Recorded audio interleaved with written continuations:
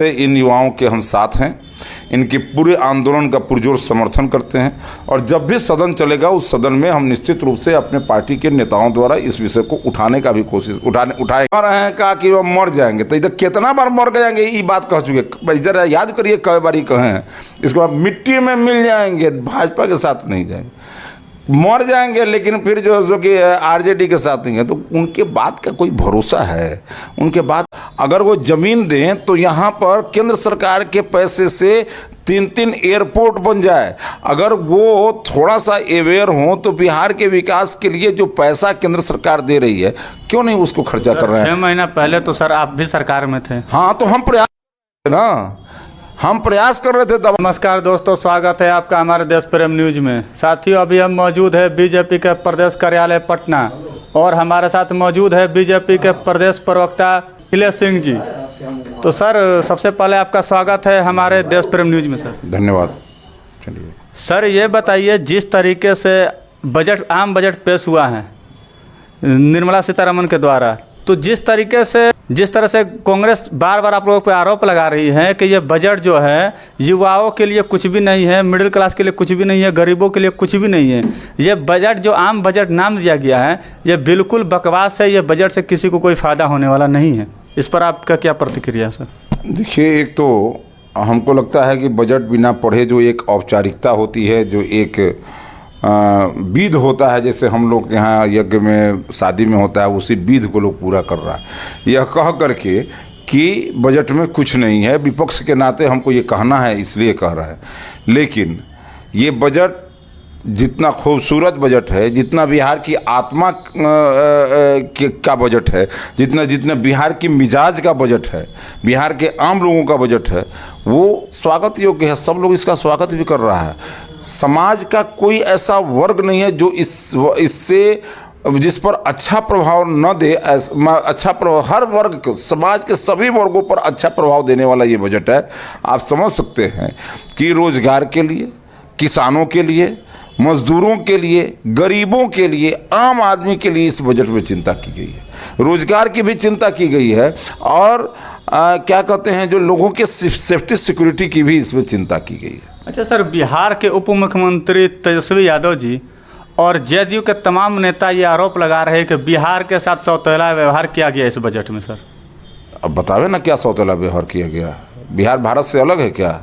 अगर मुफ्त में अनाज मिलेगा और बिहार के 8 करोड़ लोगों को मुफ्त में अनाज मिलेगा, तो क्या नरेंद्र मोदी जी ने और निर्मला सीतारमण ने जो मुफ्त में अनाज देने की बात कही उसमें कहा है कि बिहार को जो है सो कि नहीं मिलेगा? बिहार के अंदर यहाँ पर जो है सो क्या कहते हैं, पीएम आवास योजना में यदि 66% राशि की बढ़ोतरी की गई है और 79,000 करोड़ रुपया इसमें इसको दिया गया है, तो क्या पीएम आवास योजना में बिहार को छांट करके बढ़ाया गया है? बिहार को छांट करके बढ़ाया गया है क्या? जो एग्रीकल्चर में रुपया दिया गया है कि 20 लाख करोड़ रुपये का ऋण का लक्ष्य रखा गया है एग्रीकल्चर में, जिससे मत्स्य पालन, पशुपालन, मधुमक्खी पालन इसका विकास हो, इसमें बिहार को थोड़े छाटा गया है। 2400 करोड़ रुपया का बागवानी के उत्कृष्टता के लिए जो पैसा दिया गया है, जो उत्कृष्ट बागवानी का हो, इसके लिए बिहार को थोड़े छाटा गया।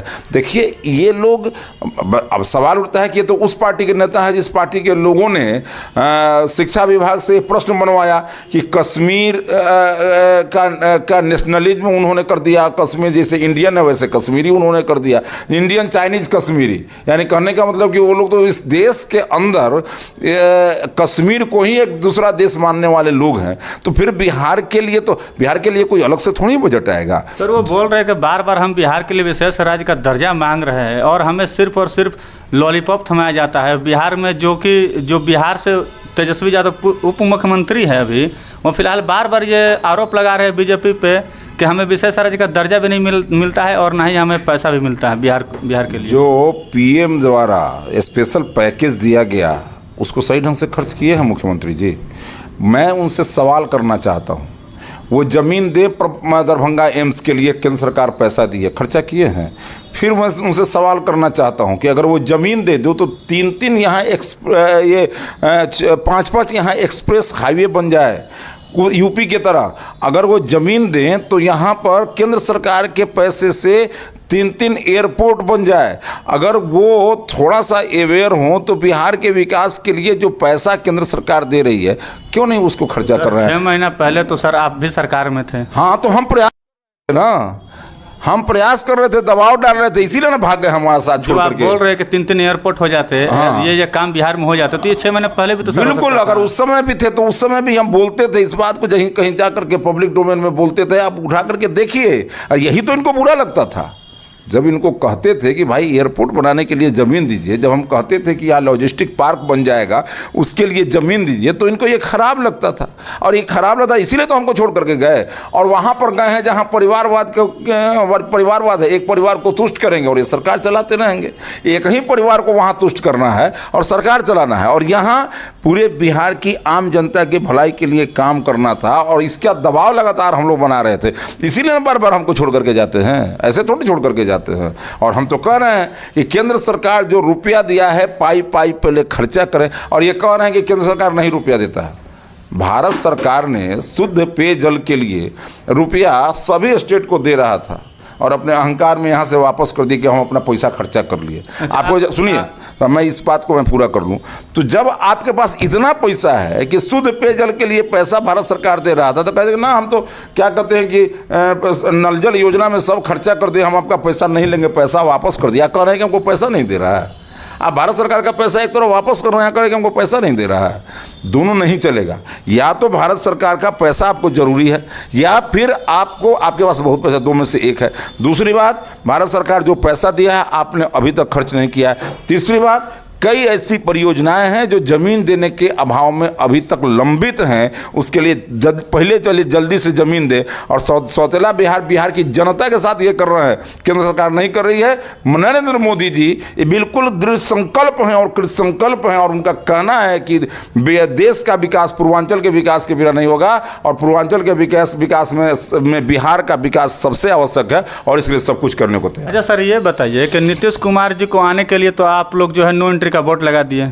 उसके बाद नीतीश कुमार ने डायरेक्ट बोले, वो नीतीश कुमार बिहार के मुख्यमंत्री डायरेक्ट बोले कि हम मर जाना पसंद करेंगे लेकिन उनके साथ जाना पसंद नहीं करेंगे। देखिए, एक तो जब उधर से तो पूरा ललो चपो कर रहे थे कि इधर आ जाए, और जब इधर से कह दिया गया कि नहीं किसी कीमत पर उनको अब यहाँ नहीं लिया जाएगा, तब वो कह रहे हैं कि वो मर जाएंगे। तो इधर कितना बार मर जाएंगे ये बात कह चुके, इधर याद करिए कई बार कहें। इसके बाद मिट्टी में मिल जाएंगे, भाजपा के साथ नहीं जाएंगे, मर जाएंगे, लेकिन फिर जो कि आरजेडी के साथ नहीं है। तो उनके बात का कोई भरोसा है, उनके बात का कोई कीमत है, उनके बात का कोई वजन है, ख़त्म हो गया है। क्योंकि वो जो कहते हैं वो कभी नहीं करते हैं, जो नहीं कहते हैं वो करते हैं। बराबर धोखा देना और बराबर पलटी मारना उनका ये काम है, और इसलिए उनके बात पर कोई भरोसा नहीं है। वो क्या कहते हैं नहीं कहते हैं, हम तो जो है सो कि उनको कह दिए कि अब नहीं बुलाएंगे, हो गया जितना होना था सो हो गया, और हमने कह दिया है तो उसको जो है सो कि निभाएंगे। आखिरी सवाल छात्रों के हितों के लिए, आखिरी सवाल सर, ये बताइए BSSC CGL 3 का जो सेकंड पेपर और थर्ड पेपर जो रद्द नहीं किया गया है, उसको लेकर छात्र लगातार आंदोलन कर रहे हैं, और पहला प्रश्न पत्र लिखवा उसको कैंसिल किया गया, लेकिन दूसरा और तीसरा तीनों पाली का प्रश्न पत्र लिखा, उसके बावजूद भी कोई एग्ज़ाम जो है रद्द नहीं किया जाता है सर। अब बार बार छात्र सड़कों पर उतर जाते हैं और उन्हें लाठियाँ मिलती है पुलिस के द्वारा। तो सर आपकी पार्टी सर अभी तक इसके लिए सर क्या सोची, और आपकी पार्टी इसके लिए सर युवाओं के साथ है या नहीं? हम एक सशक्त विपक्ष और एक जागरूक विपक्ष के नाते स्पष्ट रूप से इन युवाओं के हम साथ हैं, इनके पूरे आंदोलन का पुरजोर समर्थन करते हैं, और जब भी सदन चलेगा उस सदन में हम निश्चित रूप से अपने पार्टी के नेताओं द्वारा इस विषय को उठाने का भी उठवाएंगे। हमारी पार्टी के नेता इसको, छात्रों के साथ आंदोलन में आप लोग शामिल कब होंगे सर? तो ये उठवाएंगे, और वो भी वक्त आएगा तो शामिल भी होंगे। एक बात मैं और आपसे कहना चाहता हूँ, बिहार की जो शिक्षा व्यवस्था है, हम बार बार हमारी पार्टी के लोग शिक्षा विभाग को मांग रहे थे कि हमको दे दीजिए, हम इसको ठीक करेंगे, लेकिन पता ना क्या हुआ, जब से ये 2005 से सरकार बनी शिक्षा विभाग उनके हाथ में था। इस बार हम लोग काफ़ी प्रयास किए कि शिक्षा विभाग दे दीजिए, हम इसमें आमूलचूल परिवर्तन करेंगे। सेशन लेट, कोई बहाली नहीं शिक्षा विभाग में। शिक्षा विभाग इतना बदहाल है, और जो शिक्षा मंत्री हैं बजाबता मुख्यमंत्री जी की चाकरी में उनके साथ घूमने में इतनी व्यस्तता है उनकी कि इस विभाग को आप समझिए ना, बिहार विद्यालय परीक्षा समिति के जो मतलब कि सचिव हैं, अध्यक्ष हैं, उनके जिम्मे कितना काम है, बहुत सारा काम है, बहुत सारे विभागों के अध्यक्ष सचिव है वो। तो कहने का मतलब ये है कि ये नेग्लिजेंस है उनका। और मैं साफ साफ कहना चाहता हूँ कि बिहार के अंदर जो परीक्षाओं की स्थिति है, क्वेश्चन पेपर लीक की जो स्थिति है, जो शैक्षणिक व्यवस्था की स्थिति है, जो शिक्षकों की बहाली की स्थिति है, जो शिक्षक बहाल हो गए हैं उनके वेतन की जो स्थिति है, महाविद्यालय शिक्षकों की जो कमी की स्थिति है, कुल मिलाकर के शिक्षा व्यवस्था को एकदम बिल्कुल लालू जी ने जहां छोड़ा था वहां से माने 4 कदम भी ढंग से नहीं चल पाए। जो कुछ भी चले, केंद्र सरकार ने सर्व शिक्षा अभियान में कुछ रुपया दिया, उसके द्वारा चला है, अन्यथा बिहार बिल्कुल इसमें फिसड्डी साबित हुआ। और हम मांगते रहे शिक्षा विभाग कि हमको दीजिए, जैसे हमने सड़क को चमका दिया, जैसे स्वास्थ्य को चमका दिया, जैसे हमको जो विभाग दिया गया उस विभाग में हम परफॉर्म करके दिखाएं, इसमें भी परफॉर्म करके दिखाएंगे। जिस तरह स्वास्थ्य विभाग की बात कर रहे हैं सर, आज भी पीएमसीएच के हालात सर जर्जर है। बहुत अच्छा है। आप एक बात समझ लीजिए, जहां सांड और कुत्ता सोता था अस्पतालों के अंदर, आप एक बात सुनिए, आपको एक पत्रकार के नाते मैं आपसे विनती करना चाहता हूं, आप जाइए 2005 तक प्रतिदिन कितने लोग हॉस्पिटल में एंट्री करा करके इलाज कराते थे और आज कितने लोग इलाज कराते हैं, अंतर देखिए। कितने बिल्डिंग इस बीच में कितने भवन बने हैं, इस बात को देखिए। दूसरी बात, क्या एक्सरे अल्ट्रासाउंड वगैरह होता था हॉस्पिटल के अंदर? तीसरी बात, मैं आपसे एक बात कहना चाह रहा हूँ, केवल वहाँ इंजरी बनाने के लिए, पोस्टमार्टम बनाने के लिए लोग जाते, और कोई जाता नहीं था। हमने जो स्थिति को सुधारा, महाविद्यालय बनवाया, वहाँ ये क्या कर रहे हैं, डॉक्टर्स की बहाली, एएनएम की बहाली, एक ही हम समझते हैं कि 10,000 तो एएनएम बहुत पहले बहाल हुआ, फिर आगे आकर के काफ़ी एएनएम बहाल के हमने स्थिति को सुधारा है। प्रखंडों के अंदर पीएचसी तक अब इलाज हो रहे हैं। आप इस बात को समझिए कि जिस समय में पीएचसी की बात छोड़ दीजिए, सदर अस्पताल में ढिबड़ी में केवल इंजरी बनाने का काम होता था, और अस्पताल में कुत्ता और सुअर सोता था, इसके अलावा और कुछ नहीं होता था। वहाँ पर सांड और भैंसा सोता था। आज जो स्थिति है कि अस्पतालों में, अभी आप देखिए इतने दिनों के अंतर में रुई और सुई दोनों गायब जहाँ पर था। और मैं आपको बता रहा हूँ कि कंपैरेटिवली देखिए कि कितना काम हुआ है स्वास्थ्य विभाग में। और इतना ही नहीं तो सड़क के मामले में भी देखिए बिहार के अंदर काम हुआ, हमने परफॉर्म किया। इसी तरह शिक्षा विभाग में हम परफॉर्म करना चाहते थे, इनसे मांग रहे थे, नहीं दिए। नहीं तो आज हम करके दिखाते, हमारे पास विजन है, हमने अन्य राज्यों के अंदर करके दिखाया है और लोग देखते हैं। और इसलिए मैं कहना चाहता हूँ कि नीतीश कुमार जी जिससे वही काम करे जो तेजस्वी यादव अभी से 1 साल पहले कहा करते थे।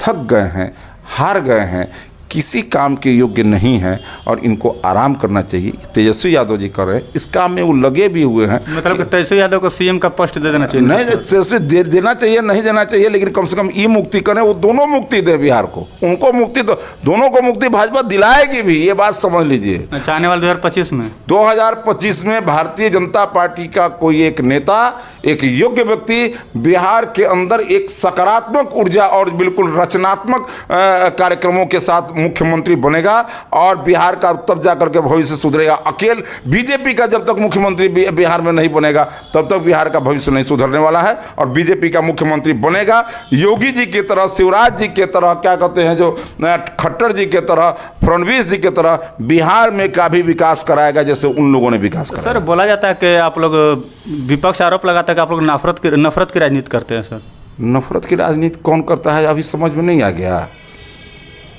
कौन कर रहा है समझ में नहीं आ गया।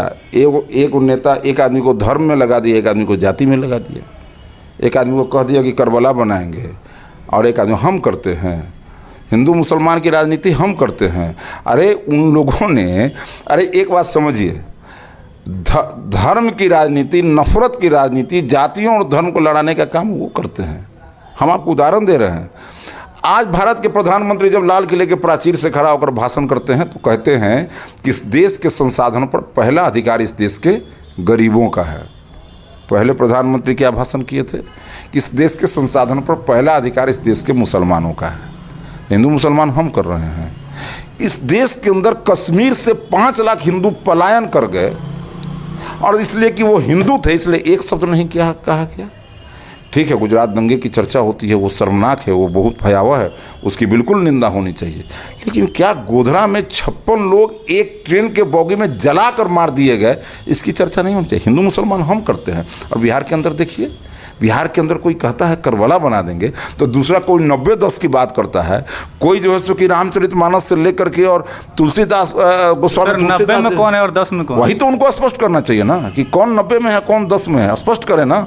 10 राज करता है, अब अंग्रेजों की गुलामी करता था, अरे कौन है भाई, आप बताइए ना, आप बताइए। लेकिन एक बात मैं आपको बता रहा हूँ, चाहे जितना ये लोग चाह रहे हैं कि समाज फिर से 90 से 2005 के बीच में उन 15 साल के कालखंडों में जिस प्रकार से समाज बिहार के अंदर जातीय संघर्ष हुए, जातीय नरसंहार हुए, और सत्ताधारी दल के लोग जात पूछ करके मृतक के घर जाते थे या जात पूछ करके उपेक्षित करते थे, उसी दौर में बिहार को ले जाना चाहते हैं। लेकिन बिहार अब जाने वाला नहीं है, बहुत आगे निकल गया है, युवाओं की अपेक्षा बड़ी है, और समाज के अंदर वो विद्वेष समाप्त है। अब समाज का हर वर्ग एक साथ मिल करके अपने विकास और अपने भविष्य को देख रहा है, और इसलिए चाहे जितनी भी जातीय नफरत ये फैला ले, जितने ही धार्मिक नफरत ये फैलाने का प्रयास करेंगे, भारतीय जनता पार्टी उतनी ही ताकत और उतने ही विश्वास के साथ, जनता के समर्थन के साथ आगे बढ़ करके आएगी, और समाज उसको एक्सेप्ट करेगा। देखिए, गरीब की चिंता है, गरीब के भोजन की चिंता है, उसके पेट में अन्न जाए उसकी चिंता करने वाले हम लोग हैं। लालटेन युग समाप्त हो गया है, एलईडी युग आ गया है, फिर से बिहार को लालटेन युग में ले जाना चाहते हैं, जो संभव नहीं है। जी धन्यवाद। तो आपने सुना अखिलेश सिंह जी को, जो कि बीजेपी प्रदेश प्रवक्ता है। अगर आपने हमारे फेसबुक पेज को अगर फॉलो नहीं किया तो फॉलो करिए। धन्यवाद साथियों, जय हिंद, जय भारत।